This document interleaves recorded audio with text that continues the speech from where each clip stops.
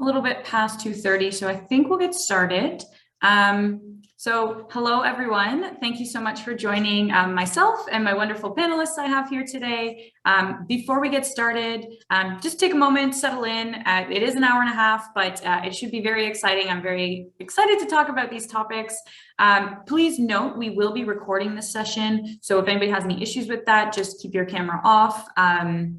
But we will be recording it as it was requested by a lot of people. And if you're having any technical issues, my lovely colleague Lex is here to help you out, or Alexander Potter, if you need to look for his name in the chat. He will be able to help you out and supporting us during this panel. So Lex, if you want to turn off your camera, it's up to you now, but I saw you do a little wave to the audience, so we should be good. Okay, hello everyone. I guess I will start with my introduction. So my name is Morgan Gru. I am the Bilingual Education and Awareness Coordinator for the province of Ontario. And on behalf of the Youth Cannabis Awareness Program, I'd like to thank you so much for joining us here today on our panel titled Cannabis in Youth. And so I would also like to take a moment to acknowledge that I'm presenting from the unceded Algonquin and Anishinaabe territory. I acknowledge their longstanding relationship as the traditional guardians of this land. And I also want to pay respects to all First Nations, Inuit, and Métis peoples who call Ottawa home today. I can't stress enough how grateful I am to speak to you from this region and to be able to call this home. So if you didn't get the chance to join us yesterday, or you've never seen YCAP before, this panel is a little bit different than other events we would typically put on that you may or may not have attended in the past. And so for some context, each education awareness coordinator is tasked with getting involved with their community in something called a community involvement event. And while most of my colleagues said, hey, we're going to do something super cute with the community directly involved with us, I took advantage of a virtual world to bring a couple of panels with some great experts and talk about some things that I'm personally and professionally quite interested in. So that's kind of what we're doing here today. And before we get started on the panel, I just want to give you some background on our program, if you're seeing us for the first time, or if you maybe haven't seen us for a while. So the Youth Cannabis Awareness Program, what we do, we're a free national education and prevention initiative. We're funded by Health Canada, and we're delivered by the YMCA of Greater Toronto all across Canada. We offer educational prevention programs. Our target range is 12 to 24, but we also work with adults, so parents and guardians and professionals involved in youth lives. And really, we're doing this to increase skills and support positive youth development. And so we're able to do that through free workshops and webinars. We can do that developmentally appropriate. So we do 12 to 14, we do 15 to 18, and then 19 to 24. And we can do this in English and French. We have provincial partnership committees that, give us feedback on what our program is based on youth engagement, based on cannabis education, things like that. We have a National Youth Advisory Council, so that's people 15 to 24 really can give us feedback on what our program looks like and how they're feeling about the programming we're putting out. We have parent engagement opportunities. We have youth engagement projects. We have a knowledge hub, so we create fact sheets and things like that. On topics that are relevant to cannabis. And then we also have community involvement initiatives. So thank you for being here today for my, second half of my first community involvement event. So we have our website there, and you can always email our general email if you have any questions or would like to book anything. So the last slide, before I get into introducing the people that are important here, we have who we are as a program. So first of all, we're cannabis neutral. That means that we don't promote the use of cannabis, but we also don't make value judgments regarding recreational cannabis use. We acknowledge that, some people may choose to use, but, there are risks and people need to be made aware of those. And so we're really just looking to minimize the risks associated with that. And again, doing this through unbiased information. And so how we're able to do that is through a balanced perspective. And that means we look at both the uses and the risks of cannabis. Our perspective is always going to be evidence-based. That means our analysis and explanation are based on unbiased research, like I just said, conducted through recognized and accredited resources. Like actually from the people on my panel is where we get a lot of our information. And we're always informed by best practices to make sure we're the most effective in engaging with the youth and the communities that we're engaging with across Canada. And then finally, the last one is a harm reduction approach. So our program really seeks to reduce the harms and minimize them associated with cannabis use. And so when we're talking with youth, some things we say is like, harm reduction doesn't have to be that complex. Harm reduction can be wearing a helmet when you're riding a bike or looking both ways before crossing the street. But when we're talking about cannabis use, harm reduction might look like using lower THC products, or it might look like refraining from use before the age of 25. Designating a sober driver. So those are things that we're talking about when we're talking about cannabis, harm reduction methods that we can work out through our programming. And really at the end of the day, this is always just to promote healthy lifestyles and positive youth development. So I think I've said enough. I would love to turn it to introduce my panelists. I don't know if we want to go alphabetical order. So go ahead, Al, if you want to go ahead there. Hi everyone, I'm Alle. I am a project manager on the Compass team, which is a large research group that I will be talking a little bit about today. And I'm really excited to be here. I'm excited to see some familiar names and hear all the other panelists. And thank you so much for having me. Amazing, thank you. Anna? Hi, everyone. My name's Anna. I'm a research and policy analyst from the Canadian Centre on Substance Use and Addiction, which is a national research and knowledge mobilization organization that is also very evidence-based and neutral. Just sort of as Morgan was mentioning, we take that very similar approach. And I've been doing research with youth on cannabis for about 7 years now. And so I'm excited to be here today and get to speak with you all. That leaves you, Shanky, go ahead. Hi, my name is Shankari. I'm in Toronto right now. I am a peer leader with the Get Sensible project that is under Canadian Students for Sensible Drug Policy, funded by Health Canada. We've been kind of pivoting a lot during this last year because the initial vision of the project was to be doing in-person workshops with youths and parents and teachers and kind of surrounding harm reduction and cannabis literacy. We've kind of shifted into virtual roundtables, engaging with youth about their own lived experiences, as well as connecting with experts on topics and doing like Instagram lives. Right now we're filming a experts series, talking, kind of having like one youth who has lived and living experience with cannabis and someone who maybe works in the industry or is doing research or is kind of a lifelong cannabis knowledge, to create like a more educational, accessible cannabis literacy for youth. I'm excited to be here. Amazing. Thank you, everyone.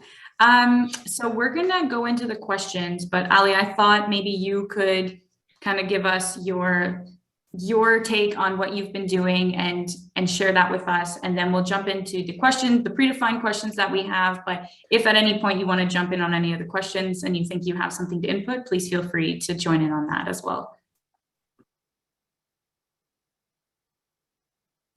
Sure, did you want me to just head into my presentation? Yeah, that would be great. Okay, great. All these different online platforms. Everybody see this okay? It's good. Okay, awesome. Hello, everyone. Thank you again for having me today. As I mentioned, my name is Alle Butler, and I'm a project manager with the Compass Study. And today I'll be giving a brief overview of the Compass Study and some results from our participating schools. It is a lot to cover in a short period of time, but I mostly hope to discuss what we do, why, and what we can find out using our data with a specific focus on cannabis, considering today's audience.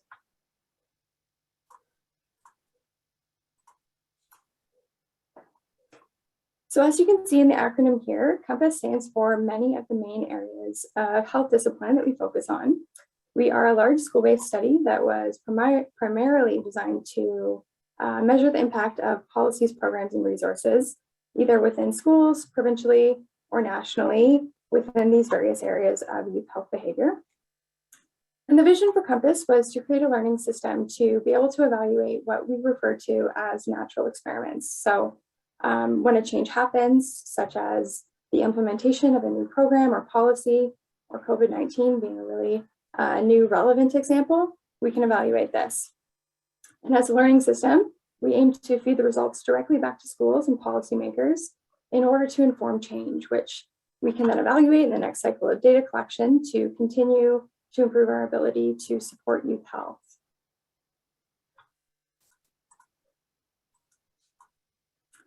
Okay, COMPAS is a prospective cohort study. We started collecting data in 2012 and collect data once annually from full school samples of grade 9 to 12 students, as well as the secondary schools that they attend. Our sample is a rolling cohort, so each year graduating students leave and new grade 9 students come in and enter the cohort, and we collect longitudinal data that allow us to track student trends as they progress through high school. So this type of data is something I'll be touching a little bit more specifically on towards the end of our presentation. COMPAS uses an active information passive consent protocol, which is an opt-in by default, and guardians and students can choose to withdraw at any point. This type of consent reduces burden on schools as we do not have to collect any kind of permission forms, and it's also been shown to promote higher response rates and more honest reports for risky behaviors such as substance use. So we're now in year 10 of the study, and we'll start collecting data this year in 2022, so sometime in the new year.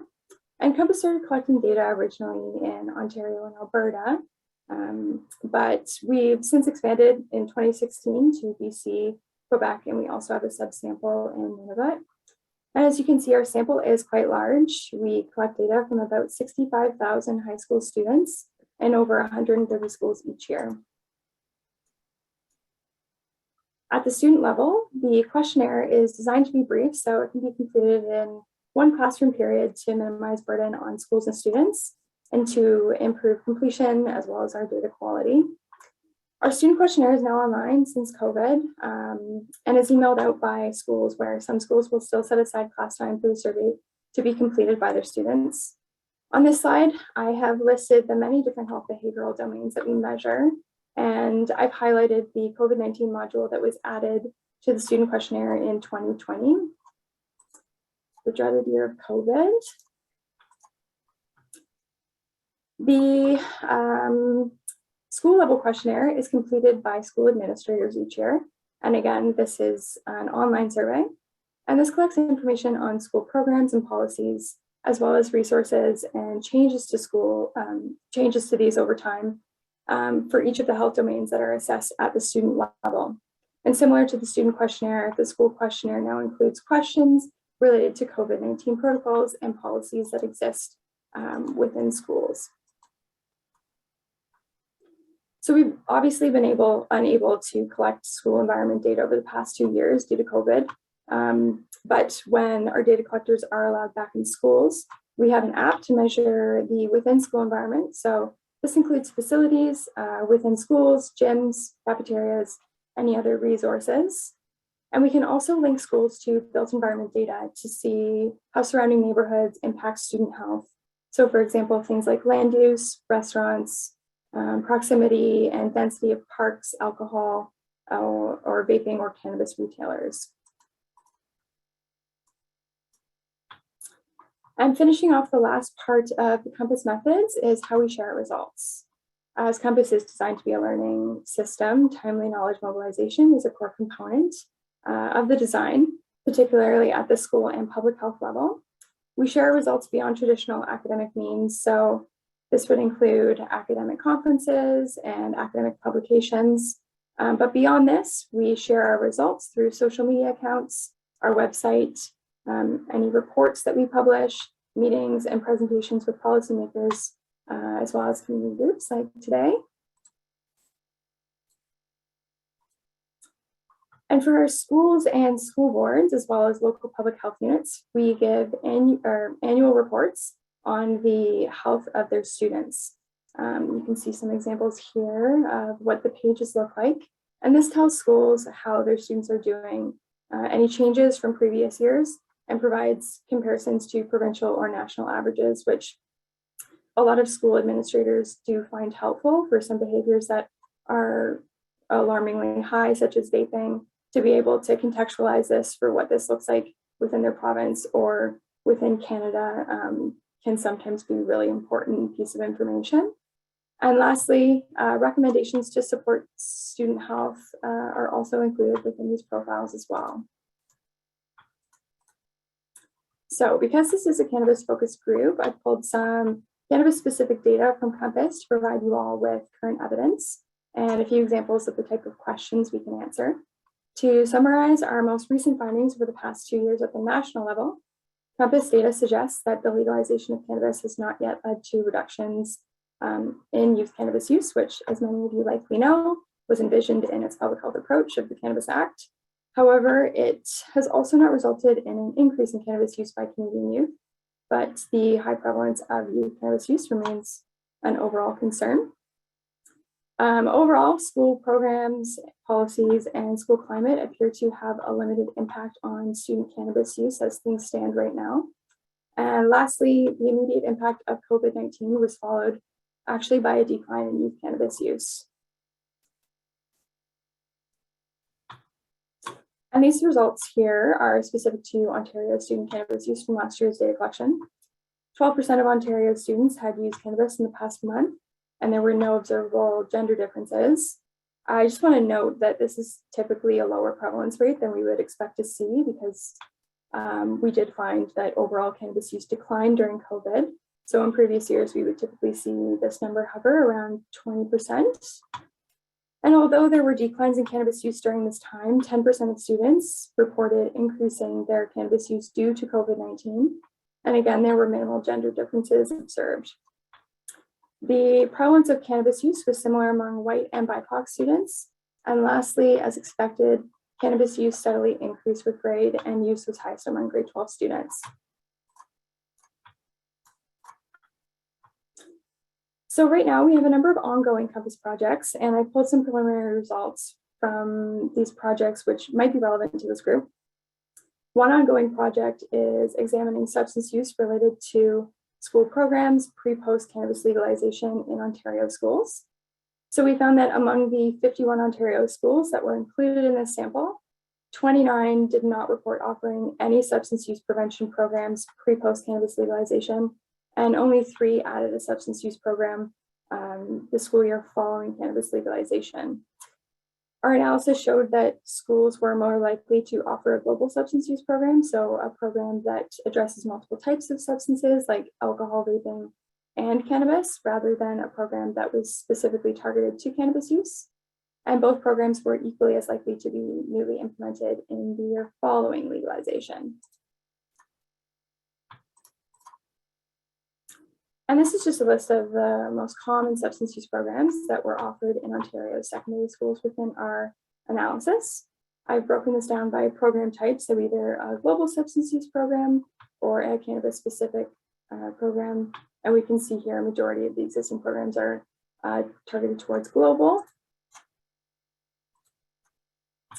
And another interesting project that's currently ongoing is the examination of cannabis retailer proximity and density, and how this relates to student cannabis use and perceived access. So these data are not readily available yet, but are currently being explored by our investigators on our team. And it may be expected that as cannabis retailer proximity and density to schools increase, student use and perceived access may also increase. However, similar studies examining vaping built environment data from Compass found that there was actually no significant associations between retailers and student behaviors or attitudes. Additionally, research examining sports and rec center density around schools was protective against alcohol and vaping behaviors, but was not against cannabis and smoking behaviors. So we can really see the range of impact that built environment can have on substance use behaviors. So based on these data that I've just reviewed, this provides an overview of what type of questions we can answer, but the research possibilities are more or less endless with Compass data. And one of the major benefits to our data is the cross-sectional and linked longitudinal nature.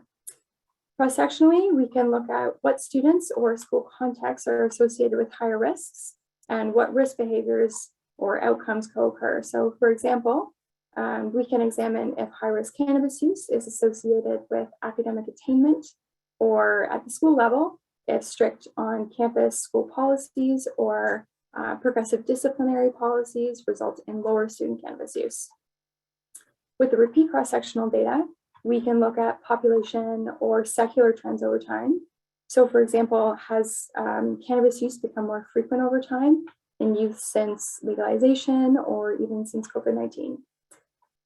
Using the linked longitudinal data, which is the real value and what differentiates COMPASS from comparably sized studies that exist, we can look at student health trajectories over high school. And using this type of analytical method, we can actually get at the sequence or temporality of what comes first, which is really interesting. So for example, we can examine patterns such as, does cannabis use lead to poor mental health over time? Does this relationship exist in an opposite direction? So does poor mental health lead to increased cannabis use over time? Or perhaps they are not related at all.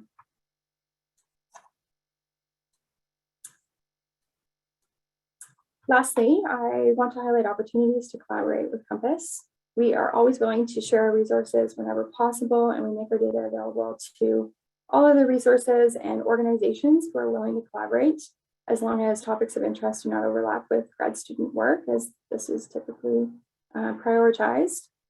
We're also accepting funding proposals from government and non-government organizations. So where ethically sound, we can be flexible in the type of data that we collect. And just before wrapping up here, COMPASS has been very lucky to be supported by a number of funders, including CIHR, the Canadian Centre on Substance Use and Addiction, and Health Canada. And I'd like to acknowledge and thank the large team of investigators, staff, and students that are a part of our team. So that concludes my brief overview of COMPASS and our current research portfolio. I'm going to be sticking around for questions, but I'd be happy to take any right now. And we're always happy to share more results or have further discussion after this meeting or outside of this meeting. Thank you very much. Thanks so much, Ellie. That was like interesting information. I was like, ooh, sometimes I could see people's faces like, oh, really interesting. No, that was really, really cool. So if there are any questions, feel free to pop them in the chat or in the question panel. We can get to them, you know, kind of throughout, or we can get to them at the end as well. As she said, she'll be sticking around for the rest of the panel. So thank you so much. So to the panel now, my panelists. We'll start with you, Anna. I guess this kind of leads in nicely from what we just saw. I guess are Canadian youth using cannabis? So that's probably an easy one to answer, but how does cannabis use affect the health of teens? Yeah, so I think we do certainly know that this particular age group is using cannabis at a relatively high rate, similar to the numbers that Ali just presented. Usually we're seeing around 18%. So it's the most common substance used among this group after alcohol. And I think what's interesting is the sort of big magical question around legalization is it going to result in a change in cannabis use? Is it going to increase? Is it going to decrease cannabis use for this group? And again, kind of going off of what Ali mentioned, we haven't seen an increase yet with these numbers. And we always have to keep in mind that data collection is lagging. We're always kind of a few years behind sort of the period that we're in. And this is especially the case given COVID. So with COVID-19, a lot of the major data collection surveys kind of had to move their resources to more COVID-focused work. So we're going to see kind of a pause on collecting that data. So it is really hard to kind of say what sort of impact legalization has had on use rates. But what I will point out is that cannabis use was actually decreasing among this group for almost a decade before we legalized. And now we're seeing use not changing. So it's stabilizing. Does that mean it's going up? I don't know. Does that mean it won't go down again? We don't know. But, I think it's important to realize it's still really early in the game in terms of legalization, and there could still be a lot of changes moving forward. So yeah, in terms of use, like I said, 18% sort of what we see often. In terms of health effects, there's sort of some key areas that often get brought up when we talk about health effects of cannabis for this group. And I think a really big one is brain development. So kind of recognizing that our brains really don't finish developing until age 25, 21 to 25, sort of depends what research you're looking at. And the key area of the brain that is least developed sort of in the teen years is what we call the prefrontal cortex, which is just a fancy way of saying your executive functioning. So your decision-making skills, your judgment, your impulse control, those sort of higher level mature areas are still developing. And that's why you see a lot of more passionate or emotional responses to certain things when you're in your teenage years. You're kind of using your emotions more, and that's because that part of that brain shuts off when you're stimulated by emotion. So when looking at cannabis use, this is the area of the brain that can be impacted if you're using cannabis. So the earlier you begin your use, the more likely you're going to affect that part of the development of your brain, which can lead to memory issues as time goes on. Like I mentioned, decision making, judgment, those are the areas that are going to be impacted when you start using at this age. And then kind of already touching on what's been talked about a bit today. So the concern around mental health, we're really trying to collect data on whether cannabis use can impact mental health. And it's pretty strong to suggest that if you already have certain predisposition to certain conditions like psychosis or schizophrenia, there is a chance that can be impacted by cannabis use. We're trying to understand the relationship between depression and anxiety, whether one can lead to the other if you're using cannabis. So again, this is the type of stuff we really want to see the research begin to support. And the potential for addiction, I think, gets overlooked a lot with cannabis. People feel it's not as addictive as other substances, which isn't fully true. Especially the earlier you start using cannabis, the more likely you are to become addicted. So around 1 in 6 people who start using cannabis in their teen years will become addicted. And finally, the impaired driving piece was already brought up quickly. So again, sometimes there's misconceptions. I can drive after I've used cannabis. It's not like alcohol. Not completely true. We do know there is impairment when you've used cannabis. We kind of always say that's probably why you're using it. You want to have an effect. You want to have a feeling from it. So you have to acknowledge that means a part of your brain is being impacted, and the skills you need to drive can be impacted too. So those are sort of the 4 areas I always point to when we look at how cannabis can affect this age group. Amazing, thank you. One more for you, and then we're gonna go. We're gonna switch people. But so the next question was: is vaping more common for youth in comparison to other methods of consumption?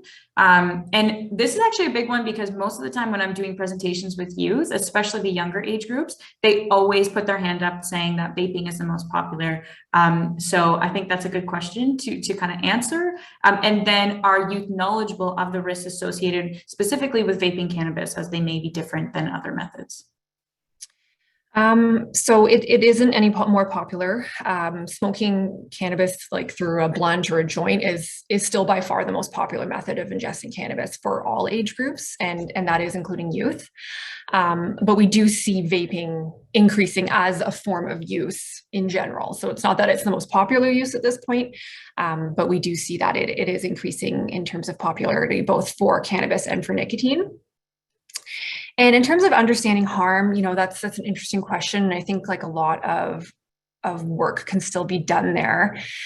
It's something that I think there's still some misconceptions around, and I think people kind of want to hope that it's like the safest way to consume, and that is because there is less toxins from vaping than from smoking, but there's still toxins.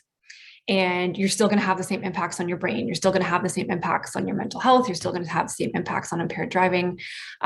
So, in terms of whether that's all kind of thought of in the same way, I don't know if youth fully have grasped that there are still, impacts to vaping. I'm just looking at my notes quickly here. So, we see a lot of negative reports in the media about vaping, and there's a bit of confusion around that because a lot of the biggest harms, so there's some lung harms that have led to death, especially in the US, is coming from people using illegal cartridges in their vape pens that are not regulated, and that can lead to death. And I think the last time I spoke with youth, that came up, and they didn't really understand sort of that was because it was from the illegal market versus like getting a vape from from a source, like a legal source, like in Canada. So, you know, there's some work to be done there, and really kind of acknowledging the higher THC you usually get in vape pens.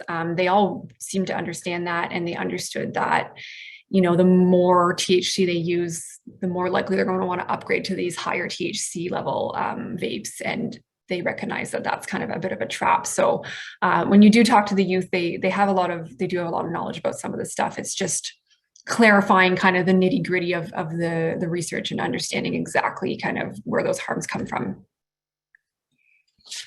That was excellent insight. Thank you so much. All right, over to CSSDP. So you kind of alluded to the focus sessions that you were doing. So based on those focus sessions you did across Canada, what are the main elements youth are looking for in cannabis education and awareness initiatives? Kind of a two-parter. What are some recommendations for adults to put this into practice as well? And I think you guys have all done a great job for that. So go ahead. Thank you. Actually, it's very interesting. The question really leads back to some thoughts I had during what Anna was saying about the development of the brain and smoking cannabis, using cannabis at an earlier age, leading to perhaps like a hindrance of memory, executive functions and stuff like that. It's interesting because you mentioned that because because youth, their prefrontal cortex isn't super developed, they're a bit more emotionally led and emotionally driven when making decisions or kind of navigating life. And a big thing that came up in some of the roundtables was this need to be able to cope with the like pressures and emotions and stuff of being a teen, and cannabis being either a very like healthy option for them compared to maybe drinking or some other sort of harmful activity. And it also being kind of the one that they think helps them the most with symptoms of anxiety and depression. So it's a big thing that comes up is the use of cannabis to cope with kind of the pressures. And what the first roundtable we did was near the beginning of kind of lockdown pandemic, and it was a huge thing that people said that was kind of helping them get through the day, helping them deal with kind of all these stresses and things that they've never really like had to deal with before. Same with school and socializing. I think a big thing that comes up with youth is a lot of social anxiety, a lot of like social pressure to perform or be presented in a certain way. And smoking weed or using cannabis, a lot of youths have mentioned it kind of brings them more introspection, which allows them to kind of explore themselves further, explore their role that they're perceiving themselves to play in society further. And that kind of brings on a sense of calmness and a sense of esteem that's very helpful for them as youths. So that's really interesting. That's a big thing that we found, or that I think it connects kind of to what Anna was saying very well. Another thing was the yearning and like the want to be included in the conversation, to have a meaningful inclusion based on their own lived experiences or living experiences, rather than perhaps just data or just scientific research. Kind of agency to make their own decisions and to be able to say, you as perhaps my school teacher or my school don't know what's best for me. I know what's best for me because I have done either the work or the research, and having that agency. I think for the second part of this question, a very meaningful, like a really good way for adults to put this into practice is the meaningful inclusion and active listening. Asking questions, open-ended questions, non-accusatory, non-judgmental, in order for the youth or the kids or the teenagers or us to feel more empowered to talk about what's really going on and what's happening in our lived experiences, and perhaps why we're choosing to turn to cannabis, and going from there rather than perhaps saying, these are the facts, these are the stats, and this is why you should do what you should do, or you shouldn't do what you should do. That was amazing insight. Thank you so much. That was really well said. Thank you. Thank you. Okay, back to CCSA. Have we experienced any shifts, positive or otherwise, in health outcomes related to youth cannabis use since legalization? Yeah, I was just going to comment on what Shaki was just saying there. That's like exactly what we found in any of the research we do with youth as well. And it's just like, it's this overwhelming, sort of cry of just like, we're stressed and we're having a hard time. And this is a really hard time in our life. And, if this is helping with my stress or this is helping with my anxiety. And if you are sort of a parent or a teacher or whoever, and you're trying to talk to youth about that, and you just start discrediting the one thing that's giving them that comfort or the one thing that's helping them at that time, it's just going to shut them down. That isn't to say we can't also present to them sort of the alternatives to the use of cannabis and to let them know like those types of harms that they could experience. But I just wanted to say that is like a really important thing to consider, that that's something they're using. It's not just to party and have fun. Maybe it's actually because of things that they're dealing with. So back to the question, in terms of shifts. So this is a tough one. And this is a similar question we get all the time. That is very similar to what people saying, has legalization increased use? Is legalization, affecting people negatively? We just don't have that data yet. And I think it's going to take a really long time to collect that type of data, especially given the variation in the types of cannabis use we see, right? So, and this goes beyond just youth, but there's, a lot more elderly people are using cannabis now because they want to use it for pain or for other types of health issues. And that'll be a whole other area to understand the impacts there. And, youth might be vaping, using edibles, all these different things are going to take a while. But the only thing I did find that is kind of a specific statistic is we have seen an increase in cannabis poisoning at hospitals. So when you look at emergency room data, they capture, essentially, we call it poisoning. I don't want to use the word overdose because it's not an overdose, but in terms of to the point you're using enough cannabis to the point you're getting sick, that has increased, and they are seeing that more among teens in emergency departments. But I think it's also important to consider not just the health impacts of legalization, but sort of the other areas that legalization were meant to address for youth. And a big one was criminalization. So understanding that when it was an illegal substance, any youth that was caught with it could kind of face some serious criminal charges, sort of depending where they fell. And we didn't want to criminalize youth for possession at such an early age. And that has shown, and through the statistics, to be a lot better. We're not charging as many youth with these arrests or these charges. And we are seeing an increase in diversion programs, which is basically just getting them out of the criminal justice system, but still finding a way to get them into like education programs or maybe rehabilitation or whatever is relevant to them. So that's really positive, actually, that we're seeing kind of a change in how the youth are handled in that system. Very cool. Yeah, we talked yesterday, you brought up something about the hospitalizations, but we kind of brought up yesterday that maybe hospitalizations the numbers have gone up because more people know that you can go to the emergency room, or they feel more comfortable seeking help and things like that. So, I mean, not making any inferences in the data, but like maybe the idea of like, oh, well, now I know I should probably go to the emergency room if I'm feeling super unwell after having too many edibles, right? Like things like that. So that could definitely be a reason we see that. So thank you so much. All right, CSSDP, we're back to you. This is a little bit of a personal one. As a legal age youth in Canada, what has cannabis legalization meant for you? I think that's a great question. I guess accessibility is a big one. You're not pre-planning like, okay, like I need to pick up weed because I have to plan it out and I have to coordinate with people in order to like get that product. But now it's kind of like leave my front door and I have like 3 options of cannabis stores in front of me. It's a lot more accessible, which is good and bad. But I would say the biggest thing for me personally is like kind of as weed entered, or as cannabis entered more of the mainstream and it became more of acceptable use, I guess is the best way to say it. Like the adults in my life were starting to be like, okay, like, should we experiment, asking me questions? Whereas before it was me hiding it from all the adults in my life because I didn't want to get in trouble. I didn't want them to think poorly of me.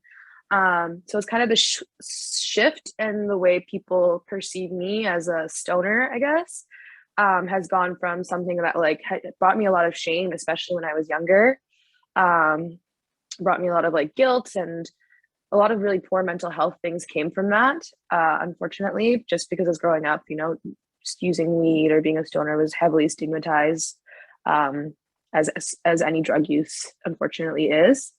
But now with legalization and it becoming more mainstream, it's this like perception that I can sense from other people, from being like, oh, like you're a drug user, you're a lazy stoner, that's all you want to do, to being like, oh, like weed is legal now. Like, can you tell me more about it? How should I smoke it? What should I do? Like, how do I do this? So kind of a bit of a destigmatization, and a bit not, I think I had gotten over my own like internalized shame and discrimination about using cannabis beforehand, but I think that definitely did help kind of put the full change in motion. It was because everyone else kind of starts looking at weed and cannabis differently, and if you're someone who is a part of that community, they inherently, I think, look at you a bit differently too.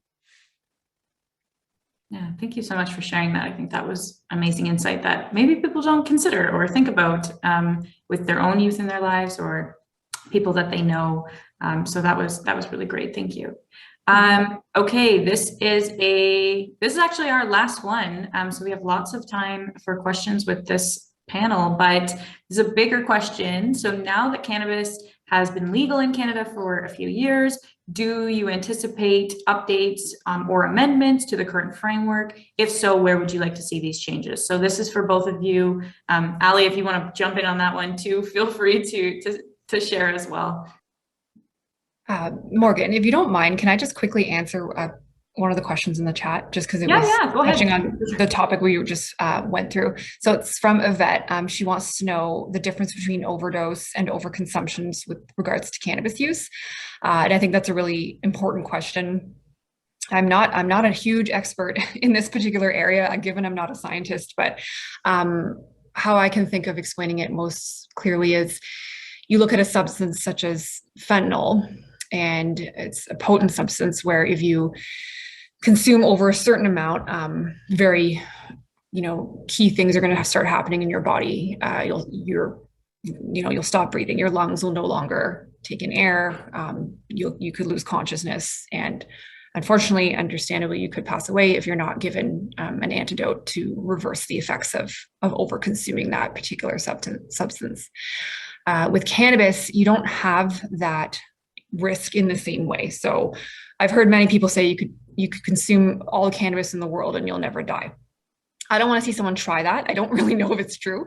But up to this point, we don't have any data showing that, this person consumed so much cannabis that they, their body essentially stopped functioning. Instead, what happens is you throw up, you're dizzy, you're confused, you're anxious. And that's what we're seeing in the hospitals with people over consuming. They're coming in because they've taken too much and their body is rejecting it and getting really sick, but not to the point where there's death. I hope that helped. So back to your question in terms of the amendments. So we do know that it's part of the Cannabis Act that we have an opportunity to amend it every few years, which is awesome because when you look at some of the laws we have now, they're kind of written in stone and it's very difficult to change them, and they're not necessarily working as well as they were maybe 50 years ago. So I do know that Health Canada is doing some consultations to collect information from experts and living and lived experience to kind of begin to understand if there is some changes that would be useful to the regulation. I do know that on the industry side of things, so maybe the producers or people responsible for selling it, there is some desire for loosening the advertising restrictions. So we have very strict rules in Canada around how you can advertise cannabis and what you can put on the labels and the bottles and the price. So if you look at other countries or you look at the US or you look at alcohol, there's you can do all sorts of advertising. You can put what you want on the label and it can really get targeted very specifically to certain groups and younger people. And we really wanted to prevent that in Canada. So that's why there is such strict rules on the packaging and pricing, because we know that if you loosen that, then there is a risk that more youth will use cannabis. So from a CCSA perspective, we would support sort of keeping those types of regulations in place. Yeah, and also reflecting on other literature like tobacco literature, there's really no reason to allow looser restrictions on marketing, which we've seen how strict marketing protocols for tobacco has been really important for reducing use. But yes, I just want to chime in on what Anna was saying, and it's great that there is the opportunity for a revision of the new drug reform. I think being able to use the pretty good data that we do have available, it has been 4 or 5 years that we've collected data, and there's great groups like OSDIS, which I think, Anna, are you like, when you talk about data, do you guys use OSDIS data or? So that would be Ontario level, yes. We try our best, just given we're a national organization, to try to get national level data, which is slower and more behind. So I'm always really excited to look at Ontario data because it's always more up to date, but I can't necessarily say this applies to Canada as a whole, just because it's only that space. So, yeah. So, I mean, being able to use all of the research platforms that we have available to us in Canada, we have OSDIS, which is representative. We have the HBSC, which is nationally representative. We have Compass, which provides longitudinal data, so we can see, again, as I mentioned, the actual trajectories, the directionality of some of these relationships. So really being able, OSDIS is the Ontario Student Drug and Health Survey. So this group collects representative data. So that data is meant to be surveyed that represents all of Ontario youth from grades 7 to 12. And then the health behavioral study on children, school-age children, they're a similar methodology where they're representative as well, but they survey all across Canada. And then with Compass, our group, we collect longitudinal data. So this allows us to really be able to kind of narrow in on some of these trajectories and the directionality of the relationship between cannabis. And again, I use the example of mental health because that's really a huge focus right now. But I think really Health Canada and the government being able to meaningfully engage with researchers, scientists, but also youth experts to be able to inform how this policy is updated and how this policy is really able to properly protect those that are most vulnerable, I think is what we really need to be focusing on, and recognizing the potential flaws and also the great things that have also come out of cannabis legalization as well.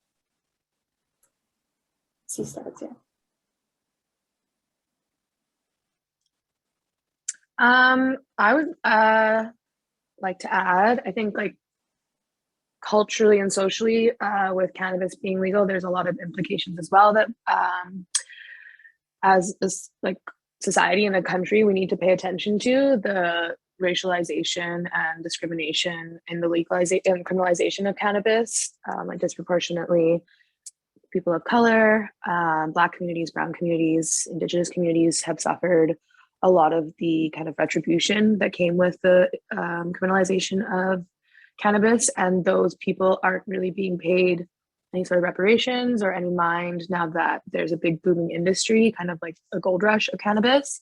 And the key actors and players that are within the industry right now tend to be a lot of older white men, a lot of former police, former government that kind of saw this as a pot of gold that they were going to access. I know that there is some legislation that does keep anyone with prior cannabis convictions from entering and being a part of the market, which is really problematic because a lot of the times, those were the people who were the knowledge holders and are genuinely invested in this industry and this plant. And yeah, I think that's like a big part of the conversation, not necessarily maybe a huge part of this conversation with youth in cannabis, but in general, With cannabis being a product now and a whole market, we need to be kind of conscious of those things and of the people who were at the forefront of the legalization fight, and for the past however many years still keeping kind of that knowledge alive, how to get them involved and make them key players in the industry. That's a great perspective to put in. Thank you. Well, those are all our questions that we're covering today, but there were some questions from the audience, and I'd like to open it up for anybody else that wants to ask questions. You can also raise your hand and you can come off mute to ask a question, but so far we have 3 questions that haven't been answered, or I think the one was answered, the what age group you were referring to. Anna, I think you put that in the chat, but so we have our first question that says, research also shows that many youth are using cannabis to cope with mental health. Should research also reflect this by asking questions, can cannabis improve mental health outcomes? So instead of looking at it, does it impact them? Can it improve them? I don't know who wants to take that one. I can answer that actually, from the perspective of Compass at least. So when we do approach research questions, we don't approach them from assuming the directionality of the impact. So a lot of our mental health indicators, we measure depression, anxiety, emotional regulation, and flourishing. Those exist on scales. So I did want to mention that one of our grad students right now is currently in the middle of her PhD dissertation. Her objective or aim of her dissertation is to understand the directionality between these 4 mental health outcomes and cannabis use. So like I said during my presentation, that perhaps these 2 things aren't related at all. There's an assumption that they are, and we are leaning on a lot of literature in terms of, psychosis and schizophrenia, but this doesn't always translate to other things like depression and anxiety or emotional regulation. So with her dissertation research, it's approached from the perspective of what are the mental health outcomes, not necessarily does greater cannabis use lead to increased depression. Great. Yeah, I would agree with that. I think a lot more research has to be done on both sides, and we don't want to assume the direction. It could go either way, and unfortunately, it's I find it very frustrating as a researcher because every time I open my email, I have a new study sitting in my inbox that like contradicts the one I read like the day before. I'm like, okay, so how do I summarize this and like base my recommendations off such varying research? And again, it goes back to the complexity of all the different strains of cannabis, all the different modes of use, and the different age groups and the different predisposing factors. And it could be very well the case that it's a negative impact for some and a positive impact for others. And it's just about sort of getting more of that data to illustrate where the risks are so that we can make informed decisions with youth, to make sure they aren't putting themselves at any greater risk, as opposed to, saying, yes, go ahead and use it, but not realizing there's a long-term consequence, or conversely finding out that, it is possible to incorporate this into your mental health sort of regimen and finding ways of doing that safely. Excellent. Thank you. And actually another really important piece to understanding the context of cannabis is the context in which it's used in. So is cannabis used socially? Is it used alone, or solitary cannabis use can be an indication of poor mental health outcomes. So that's another thing that that's actually a piece of my dissertation research, but something that the government is paying attention to as well is the context in which cannabis is used in addition to other high-risk behaviors like potency and frequency. And yeah. Excellent. Okay. Shanki, do you want to add anything, or? I don't know. I don't want to add anything because I'm not familiar, like an expert in the research realm. Okay, that's fair. Okay. The next question was, have you noticed cannabis legalization impact cannabis impaired driving, or opinions on this issue? Does anybody want to speak to that? I definitely think as like a harm reduction, with Get Sensible, it's a very harm reduction based model of approaching cannabis use and education. I think one of the big things we always talk about is harm reduction. Like you had said earlier, it's as simple as wearing a seatbelt, or as simple as having a designated driver. And I think that it's very important to like have a plan in place before, and that's something that we really encourage with youth who are using cannabis, to have a plan in place before you kind of like get started, or like be in a safe space where you don't really need to leave. So I can't speak to obviously the like increase in frequency or not so much, but it's definitely something that like, if you're encouraging people to use cannabis in their own way or be an agent of choice in that way, to really drive home the fact that harm reduction includes making sure you have a plan to get home and not driving while impaired. Yeah, absolutely. It's key. And I think that I'm just racking my brains trying to remember if I've seen any statistics pointing to increase in impaired driving among youth. And I don't want to speak to it because I'm not 100% sure. We're still definitely collecting that data, and I'm sure it's going to be coming out. But I can speak to sort of some anecdotal evidence on my part, which I'm not drawing an evidence conclusion yet, so don't quote me. But when we first conducted some focus groups back in 2015, this was before legalization, just talking to the youth, I did get the sense that the understanding around the impairment was maybe not as strong. But then I just did some groups in 2020 with some youth, and I just found that they were more clear in understanding this, that they did sort of, more of them seemed to be pointing out that it can impact their driving, which I thought was really encouraging. So I would love to see more actual data on that if they are kind of getting that message more clearly as time goes on. Yeah, and I'd actually love to know like what learning modalities have been helpful in youth understanding the risks associated with impaired driving related to cannabis. Did that come up at all for you? Not specifically.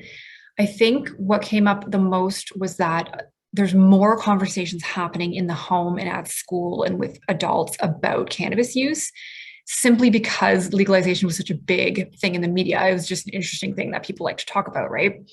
So there was more kids having more talks with their parents and with people. And I know there was more education campaigns on TV and through internet and stuff that I know touched on the impaired driving piece. And I don't know if that's why it got through more.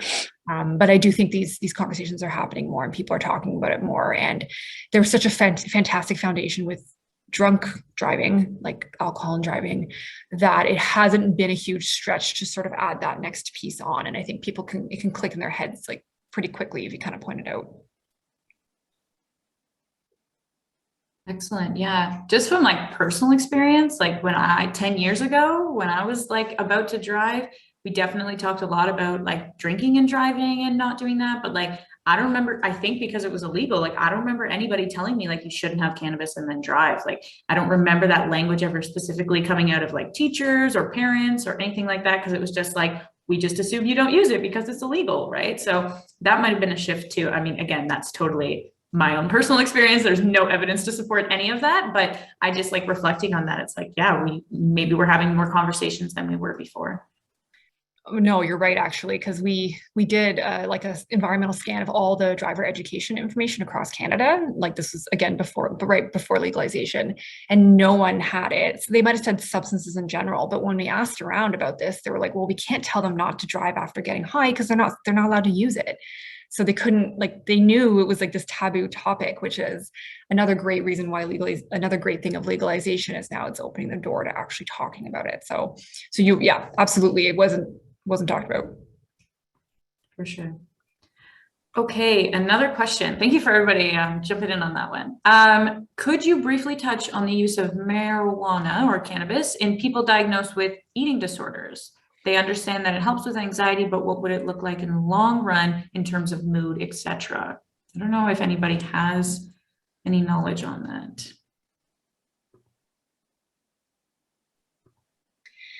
So I don't have specific knowledge that I can draw up in my head right now in terms of that relationship. I do know that it's proven in the evidence that marijuana is an appetite stimulant for people that are going through chemotherapy.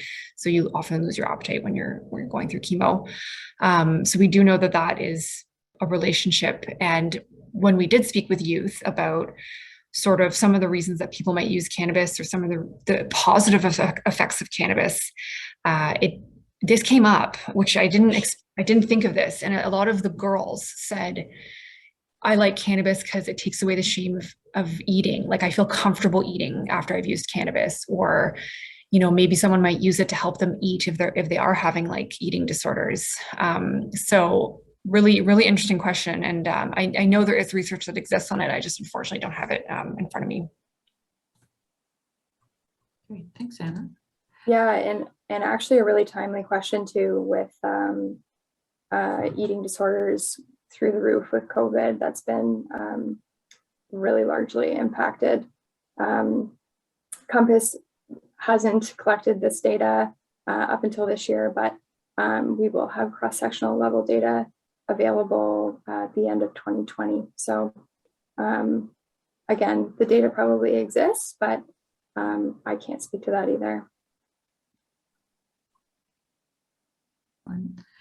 Okay, is there any information on how to help youth deal with their mental health, coping skill, workshops, etc.? Anybody know of specifically how to help youth deal with their mental health?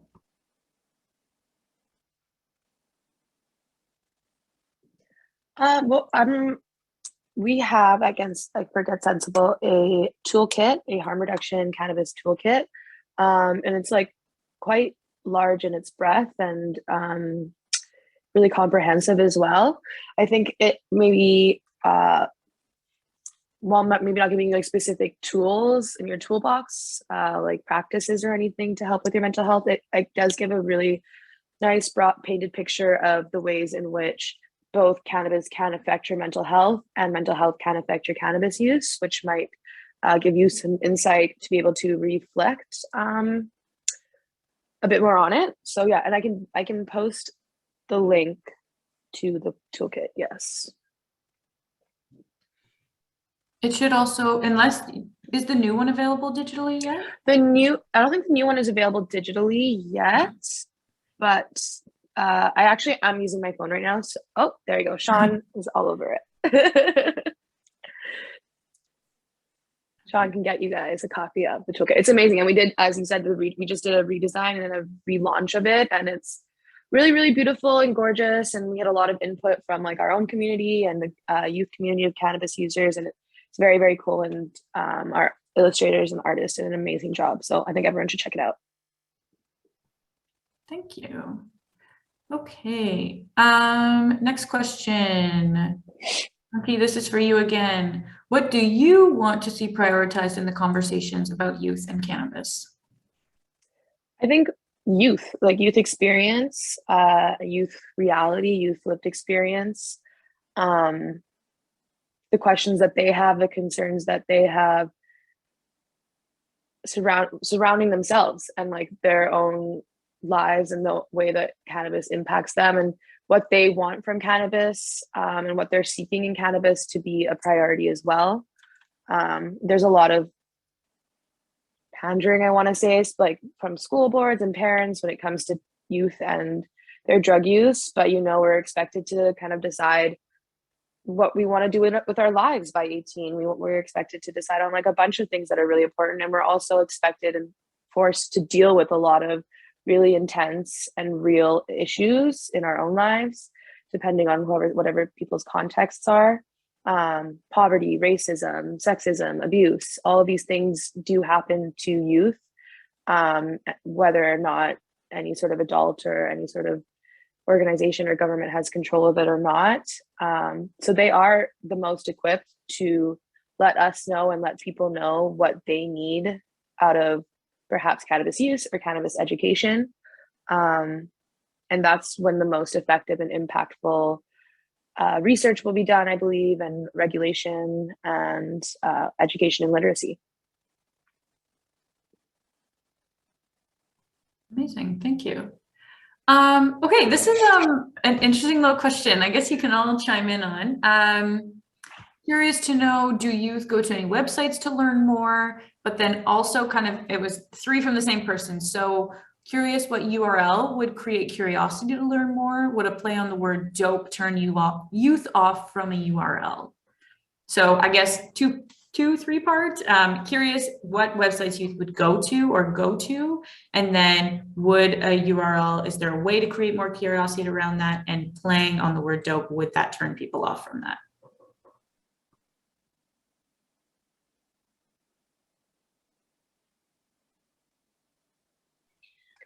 Just answering the third question there, I think if you ever want to understand, like going back to what Shanki just said, if you ever want to understand what turns the youth off, or if they're going to like a URL or all these different pieces, you have to ask them. You have to go to them and find out sort of, and you don't even really want to go to them with an already formulated idea. You actually want to sit down and chat with them to find out what they think would be an interesting way of targeting youth, whether it's through a URL or different types of language or whatever it might be for them. We often did ask our youth sort of where they would go for information, and I don't think there's like a specific source. I think in general, youth, they trust sort of those like government websites in the sense of they know that they're like evidence-based, but they don't trust the approach of these websites, which are more maybe a little more just say no, or aren't as sort of open to like both sides of the story. So I think that's like a really important thing that we need to continue working on, is providing resources for youth that are designed by youth and that actually provide the information they're looking for.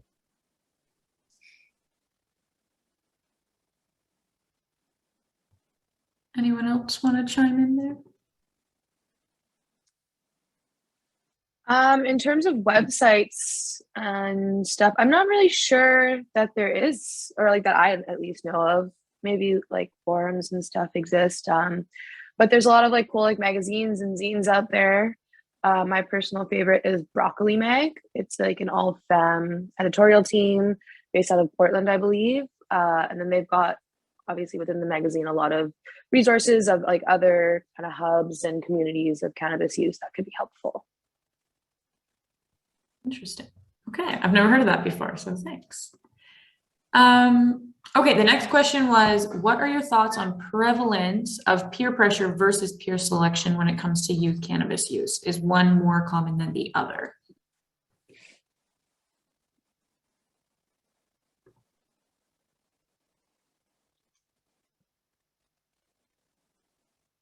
I can't speak to that, I don't think, because I don't know what peer selection means. I think it's, I don't know if you want to give more clarity on that, but kind of the idea of like choosing people based on things that you like. So maybe choosing people that use cannabis to hang out with because you also like to use cannabis versus like people feeling pressured because the groups they're with to use cannabis.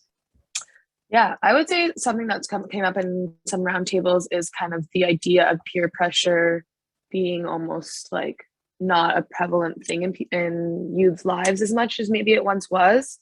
I think a lot of youth are equipped with the internet now and able to kind of create their own identity and find out what they like and do those things rather than seeing. This is just a general like a perspective that maybe I'm wrong about, but I would say probably peer selection is a bigger thing now because youths have so much access to different communities and like different people. They might not feel the pressures of conforming as much. I think that's a great insight. Anybody else come across anything in data they've seen or anything like that? Or I do think it's different. And I think that's a really interesting question, is has the concept of peer pressure changed now that our social lives are so much more like virtual? But I do know sort of from the data we collected with youth, it sort of speaks to the opposite of what we're talking about. And there was more sort of stigma that was being mentioned around, and this was, I did a gendered study where it was like looking at perceptions among women and perceptions among young men.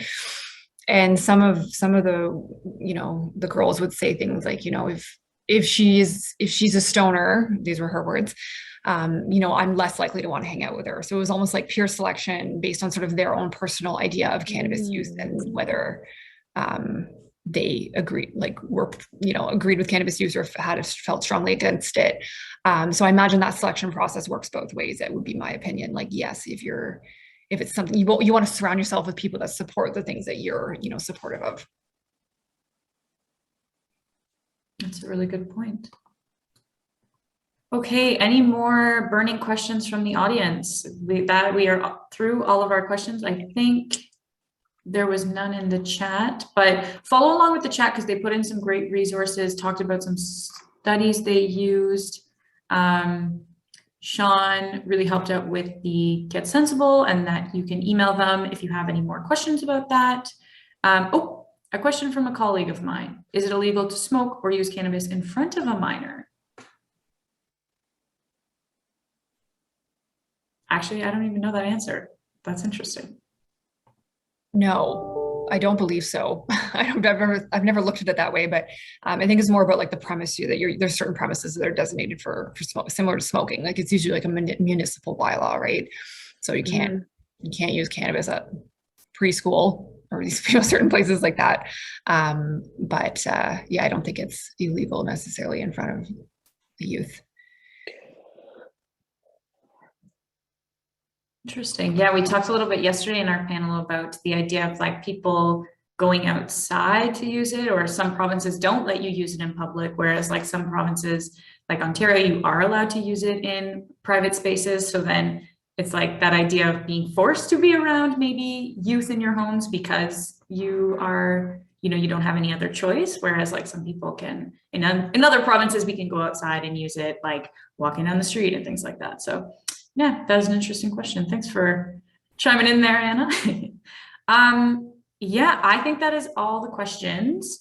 If there's anything that I saw Anna chime in there I think that was just host and panelists. So let me just change that. Oh, can you change that? Yeah. So I just posted the link to our most recent study with youth, the one I was mentioning for gender. The full report's on our website, but that's just the short little knowledge product. And also we actually just posted a youth targeted video on vaping and vaping harms. There's 2 of them on there if anyone wants that. I'll try to find the links quickly here. Perfect. Yeah. If anybody else wants to share anything else, sorry, Ali, go ahead. Sorry, Morgan. I think I also posted something to host and panelists only as well. Just sharing based on the question about mental health resources. Oh, okay. Yeah, let me change that to everyone. Oh, thank you.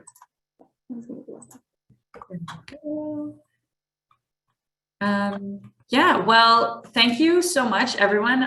Thank you so much to the panelists, obviously, for being here today. This was amazing. I learned a lot actually from this. So thank you. This will help me better inform my work I'm doing with youth and people involved in youth lives. But I hope everybody in the presentation learned something. I'm going to pop up some resources that people can access if they're talking with youth or just in general about more information around cannabis. But if the panelists, you don't have to stick around for this if you don't want to. But if you want to say any last words, feel free to chime in now.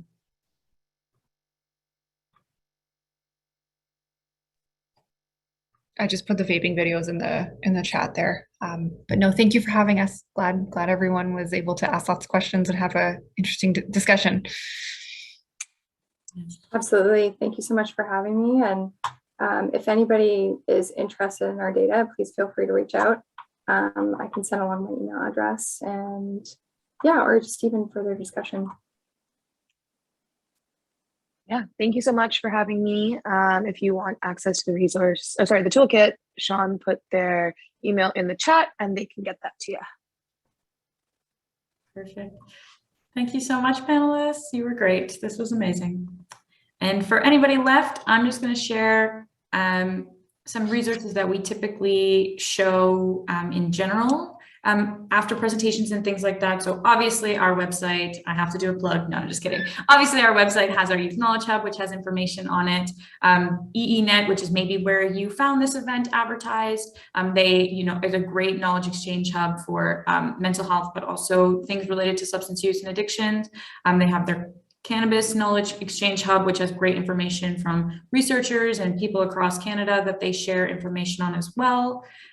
We always like to share resources. I know there's people from all across Canada actually joining us today. So these are different sources available, or resources, I should say, available across Canada.